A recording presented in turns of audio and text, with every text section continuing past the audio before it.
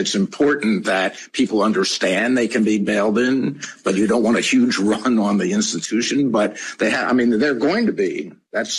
And it could be an early warning signal to the FDIC and the primary regulators when these things happen. And there may be some other prices. This is similar to what Jay was saying in the market that you can tell whether people understand who's going to be protected, who isn't going to be protected. It would be, I think, an interesting study to look at the evolution of market prices in a situation like March of 2020, for example, and see whether people understood what might happen. Should be accessible when people need to know, but I don't think you have much hope of reaching a public that doesn't have a professional need to know. I completely agree with that. I almost think you'd scare the public if you put this out. Like, why are they telling me this? Should I be concerned about my bank?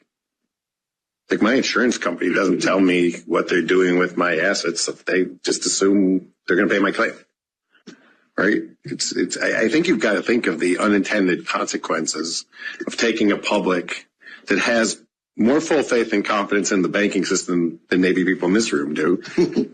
That we want them to have full faith and confidence in the banking system. They know the FDIC insurance is there. They know it works. They put their money in. They're going to get their money out. So there's a select crowd of people that are in the institutional side. And if they want to understand this, they're going to find a way to understand this. There's a bunch of law firms represented in this room. There's a bunch of people that charge them by the hour a lot of money to explain this all to them. And it's fine. I don't have a problem with that. And they all have huge staffs. But I would be careful about the unintended consequences of starting to blast too much of this out in the general public.